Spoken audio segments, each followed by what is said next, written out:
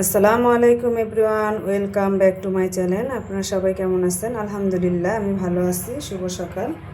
আপনাদের মাঝে আজকে নিয়ে আসলাম আমি শর্টকাট একটি অসাধারণ রেসিপি, আলুর দম। নতুন আলু দিয়ে আজকে আমি আলুর দম তৈরি করব, সেই রেসিপিটা আপনাদের সাথে শেয়ার করব। এই জন্য আমি ছোট আলু নিয়ে নিয়েছি। এটাকে আমি প্রেশার কুকারে সিদ্ধ করে নিছি হালকা আছে। তো এটাকে ছুলে বেছে নিয়েছি। আমি এভাবে আনামানামি রাখবো, আলুটা কেটে নেব না। আর নিয়ে নিয়েছি টমেটো, দুইটা টমেটো ভালো করে কুচি করে কেটে নিয়েছি। আর যে যে মশলা আমার দরকার ওগুলো নিয়ে নিয়েছি। গরম মশলা, আস্ত জিরে, শুকনো মরিচ, তেজপাতা, কাঁচামরিচ এবং ধনিয়া পাতা কুচি। চুলার মধ্যে আমি একটা প্যান করে বসিয়ে নিয়েছি। ওটাতে আমি পরিমাণ মতো তেল দিয়ে নিচ্ছি। এখন এখানে দিয়ে দিব হচ্ছে আস্ত জিরে, আর দিয়ে দিব হচ্ছে গরম মশলা আর শুকনো মরিচগুলো, তেজপাতা। এটাকে হালকা আছে ভেজে নিব, হালকা করে ভেজে নিতে হবে, নাহলে পুড়ে যাবে। হালকা আছে একটু ভেজে নিচ্ছি। এখন আমি 1 টেবিল চামচ তেজপাতা দিয়ে দিচ্ছি। এখানে চাইলে আপনারা পেঁয়াজ কুচিটা দিতে পারেন। আর দিয়ে দেবো হচ্ছে আদা রসুন বাটা 1 চামচ। এটা আমি ভালো করে নেড়ে নেব। তেলের মধ্যে একটু ভেজে নেব এটাকে।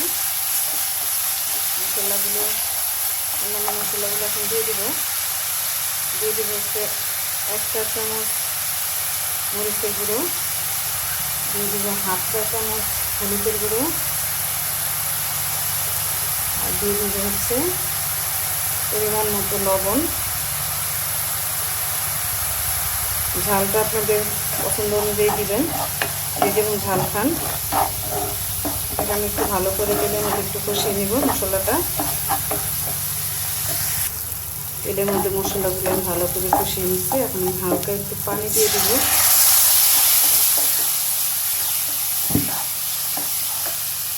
এখানে দিয়ে দেবো হচ্ছে 1/2 চামচ গোলমরিচের গুঁড়ো, আর দিয়ে দেবো 1/2 চামচ জিরের গুঁড়ো,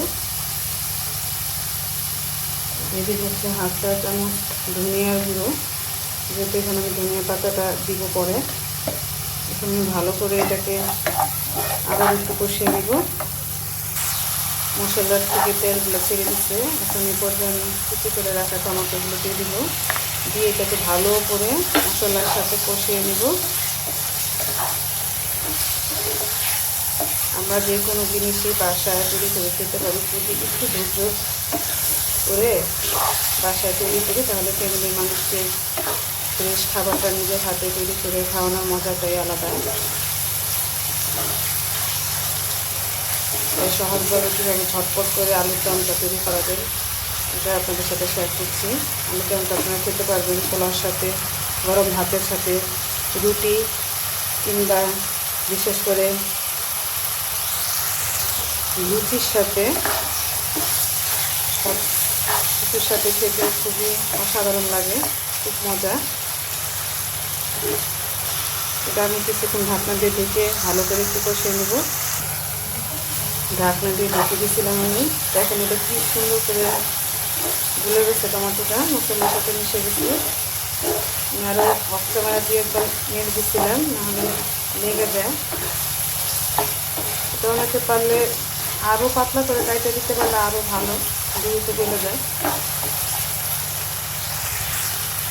এরপর দিয়ে দিব সিদ্ধ করে রাখা আলুগুলো দিয়ে আমি ভালো করে একটু নেড়ে ছেড়ে দেবো। আলুর দমটা খেতে এতই ভালো লাগে কারণ একটাই, যেহেতু এটার সাথে আমি টমেটো দিয়েছি বেশ পরিমাণে, টক টক লাগিতে খেতে, দেখতেও সুন্দর।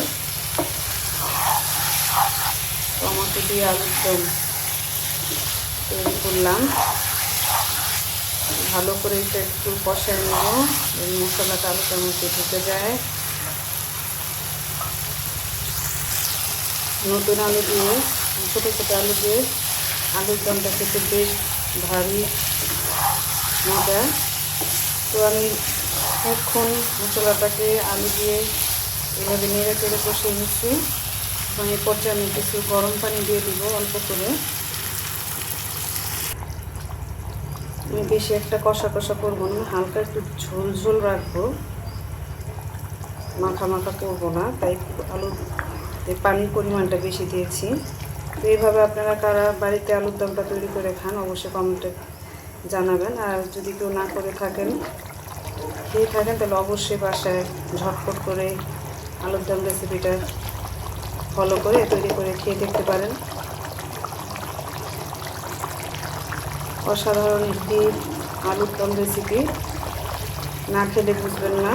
আমার বিশেষ অনুরোধ রইল যে অবশ্যই আপনারা এটা বাড়িতে ট্রাই করবেন একবার হলেও, এবং আমাকে কমেন্টে জানাবেন যে কেমন হলো। এখন এই পর্যায়ে আমি দিয়ে দিব কাঁচামরিচগুলো। এই ঝালের পরিমাণটা একটু বেশি দিয়েছি, চালটা আপনারা নিজেদের স্বাদ অনুযায়ী দিবেন। এখন এটাকে আমি একটু ঢেকে দিব ঢাকনা দিয়ে। অবশেষে আলুর দমটা রেডি আমার।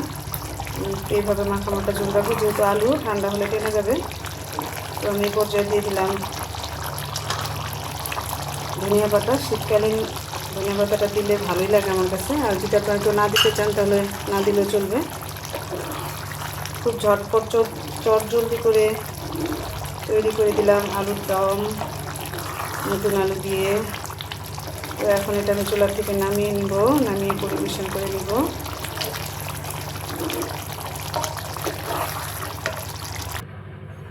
অবশেষে চটজলদি ঝটপট করে তৈরি করে নিলাম আলুর দম।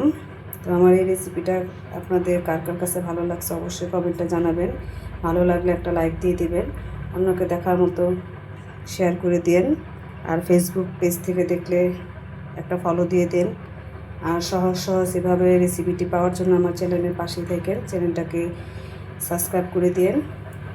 তো আমার পাশেই থাকবেন, আমার জন্য দোয়া করবেন। আজকের মতো এখানেই বিদায় নিলাম, অন্য আরেকদিন আসবো নতুন কোনো রেসিপি নিয়ে। আল্লাহ হাফেজ।